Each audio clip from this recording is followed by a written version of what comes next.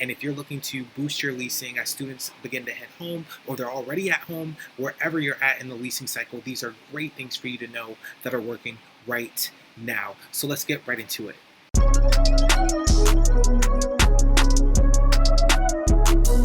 Coming in at number 1 for last-minute leasing ideas is using a leasing tracker. I had to share this one before I share any of the other ideas because it's been a game changer for this year. What you need to do is make sure that you have a leasing tracker set up. What is a leasing tracker? It looks at all the people coming to your website and it tracks what they're doing and it attributes it back to a specific platform and a specific ad.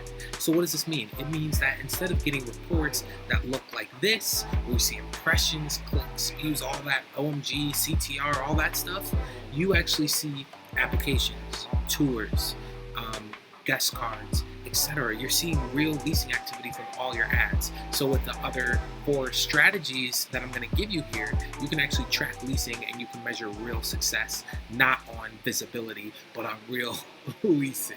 Coming in at number 2, after you have your leasing tracker set up, I want you to test out retargeting review ads. So these are ads where we take 5-star reviews from Google and we actually show them to people who hit the website but did not start an application. So why is this relevant? Why does it work? It's something that works really well in e-commerce. My fiance works at an ad agency for e-commerce and I see this working so well. I was like, I wonder if it would work in student housing. People are often shopping when they're looking for an apartment. They open your website and they open 5 other websites, looking at what's prices, etc., right? And then they go back to their life before they make that fully committed decision. Well, what if when they go back to their life, they actually see a 5-star review from your property? And it says, I love living here. I mean, it's been great. And now they're seeing that trust. They're seeing other people living there. And now that influences them when they go back to make that decision. You know what? I think I should go ahead and go with this property. And we've seen it working really well because we have that leasing tracker set up for our clients. So you want to make sure that you have that leasing tracker set up. We're seeing our costs per application started cut in like half, sometimes in 1/4, just from using this retargeting review ad.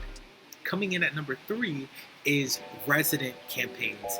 Now, this can be something that's often misunderstood because a lot of people do renewal campaigns, they do referral campaigns, but they're generally not taking advantage of using online tools to promote those and to track leasing activity.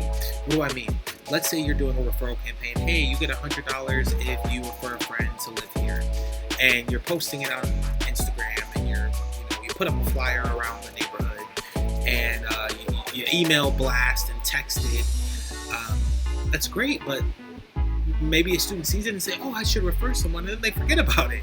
Well, when you do a resident campaign, this means you upload lists to Facebook, Snapchat, YouTube, Google, and you deliver ads to people, all of your residents, and have them actually click and take action and maybe put in the email of one of their friends, put in the phone number of one of their friends. So you're instantly getting that info and they're instantly being able to take action on giving a referral to the property. These are awesome and they work well for renewals and being able to do referrals. So that is something you have to test out this year. Coming in at number 4 is location-based targeting or geofencing. Now there are a few platforms that work really well on this. One thing I have to do to keep informing the industry is keep up with the latest trends. I don't know if you knew, but I think it was 2019 it was 2019, Facebook took away so many housing targeting options. Snapchat has housing limitations. Google has housing limitations. Every platform has limitations for housing, so you have to know those or work with someone who knows them so you can be sure that you're maximizing the opportunity there is for student housing marketers. So with that being said, there's very few platforms that allow location targeting that is effective, but right now the ones that do are Snapchat, YouTube, and Google Display. Right now, in terms of what actually gets the best leasing activity costs. People say, what about TikTok? Shouldn't we be on TikTok? As of right now, TikTok doesn't allow you to target smaller than the state. So it doesn't make sense for student housing unless you want to be targeting everyone in the state of Florida, everyone in the state of Texas, everyone in the state of Michigan, everywhere, right? Everyone in every state, you want to target all that, then be my guest. But Right now, it doesn't make sense for student housing, and that's why you got to be on top of these trends.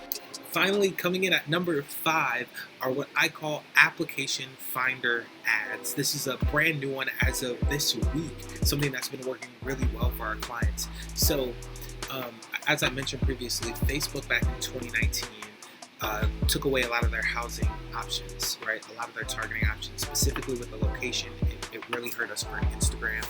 And ever since then, I've only seen Facebook work really well in terms of the retargeting piece. I haven't really seen it work well in terms of reaching new people until now. What we are doing is actually creating ads and allowing Facebook to find people who look like the people who converted already. So what we do, since we're tracking leasing activity, we put in an objective on the ads of getting an application started. We have all these applications started that we've already tracked. So then Facebook will go out, you put the location on it, which is like 15 miles, and it seems ridiculous, but Facebook will actually find people within that 15-mile radius that are similar to those people and start getting conversions. And if you're tracking leasing activity, you can see how those costs add up to your cost of Google and Snapchat or wherever you're advertising. And we were getting nearly half the cost of those that it was costing us for Google ads. I don't know if I'm getting too complicated, but I just want to make sure you guys really understand what I'm saying.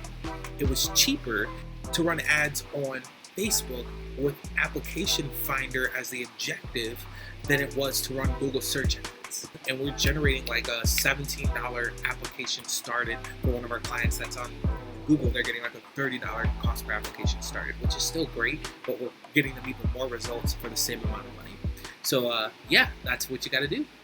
All right, guys, those were the 5 last-minute leasing ideas. So just to hit them with you again, use a leasing tracker, review retargeting ads, resident campaigns for referrals or renewals, geofencing on Snapchat, YouTube, and Google Display, and then finally the application finder ads on Instagram and Facebook. Yeah, I mean, that's what's working well for us right now. I hope you found value from this. If you did, go ahead, like this, leave a thumbs up, comment, whatever. Just let me know I should keep creating things like this to bring value to you guys. So I hope I'm able to see you soon, whether that be at a conference or on another video, and let's stay in touch. See you later.